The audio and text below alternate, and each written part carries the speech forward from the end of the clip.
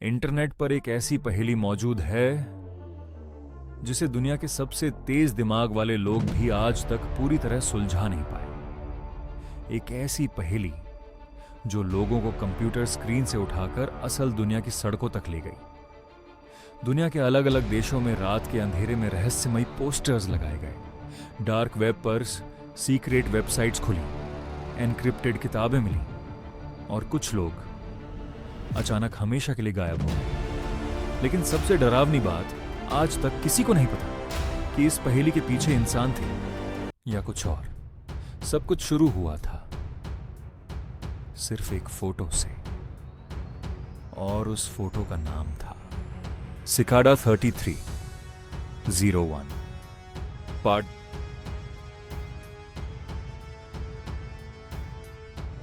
Part 2। जब खेल असली दुनिया में पहुंचा, फोन कॉल में बताए गए बाकी दो प्राइम नंबर्स असल में उस इमेज की विड्थ और हाइट थे। जब लोगों ने उन नंबर्स को 3301 से मल्टीप्लाई किया तो उन्हें मिला एक website address.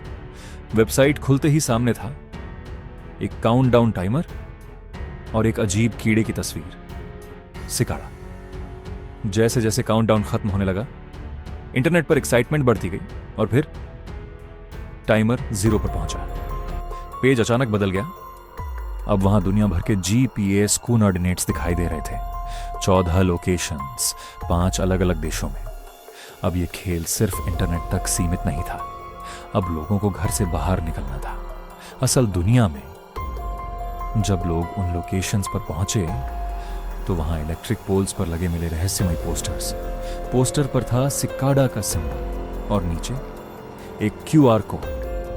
QR code scan करते ही एक नई इमेज मिली। इमेज से नई पहेली, पहेली से नई किताब और किताब से एक नई वेबसाइट। हर कदम पहले से ज्यादा कंफ्यूजिंग और डेंजरस लग रहा था। फिर अचानक एक सीक्रेट वेबसाइट खुली, लेकिन उसमें एंट्री सिर्फ उन्हीं लोगों को मिली जो सबसे पहले वहां पहुंचे थे। बाकी सभी के लिए दरवाजा बंद कर दिया गया।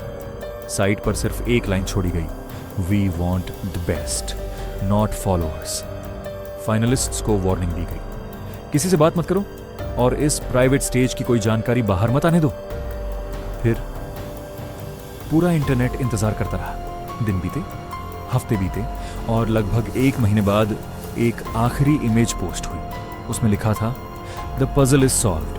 बस इतना ही, ना कोई एक्सप्लेनेशन, ना कोई रिवील। जिन लोगों को चुना गया उनके साथ क्या हुआ आज तक कोई नहीं जानता। पार्ट 3, सिकाडा वापस लौटा। अगले 1 साल तक इंटरनेट पर सिकाडा की काउंटलेस फेक कॉपीज घूमती रहीं, लेकिन असली सिकाडा की पहचान थी पीजीपी सिग्नेचर, एक डिजिटल वेरिफिकेशन जो साबित करता था कि मैसेज सच में सिकाडा की तरफ से आया है। और फिर 4 जनवरी 2013, ठीक 1 साल बाद एक नई इमेज सामने आई। लोगों ने सिग्नेचर वेरीफाई किया और इंटरनेट पर सनसनी फैल गई। सिकाडा वापस आ चुका था। दूसरी पहेली पहले से भी ज्यादा डार्क थी। Images, codes, books, hidden links और फिर सामने आई एक रहस्यमय ऑडियो, द इंस्टार इमर्जेंस। इसके बाद मिला एक स्ट्रेंज ट्विटर अकाउंट और फिर एक ऐसी लैंग्वेज जिसने एक्सपर्ट्स तक को कंफ्यूज कर दिया। Runic symbols, ancient looking characters जिन्हें कोई समझ नहीं पा रहा था। कुछ लोग इसे सीक्रेट कोड मान रहे थे, कुछ इसे कल्ट लैंग्वेज। और फिर पहेली एक बार फिर रियल वर्ल्ड में फैल गई। इस बार 4 देशों में 8 लोकेशंस, लेकिन अंत फिर वही था।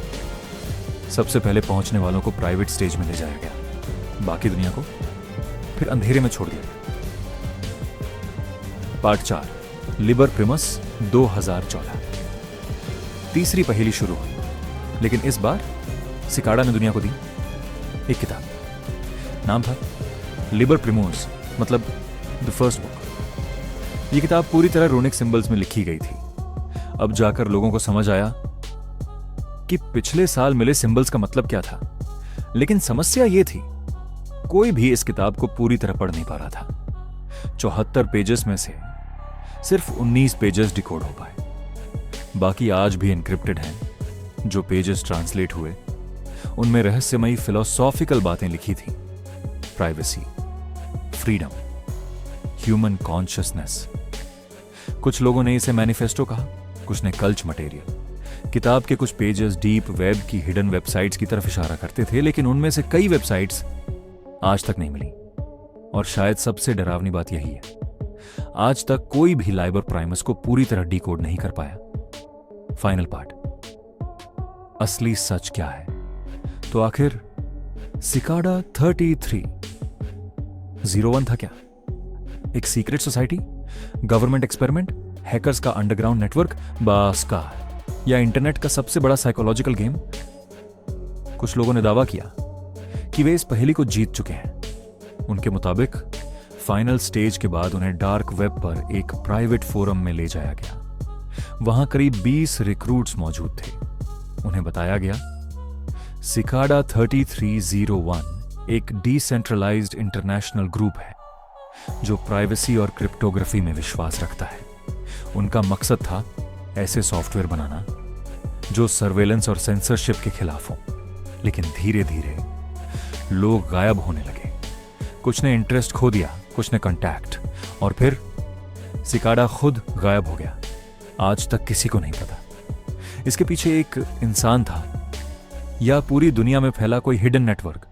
लेकिन एक बात तय है, उन्होंने इंटरनेट इतिहास की सबसे लेजेंडरी मिस्ट्री बनाई, एक ऐसी पहेली जो आज भी पूरी तरह सॉल्व नहीं हुई और शायद कभी होगी भी नहीं, क्योंकि इंटरनेट के किसी अंधेरे कोने में लाइबर प्राइमस के अनरेड पेजेस आज भी किसी नए जीनियस का इंतजार कर रहे हैं।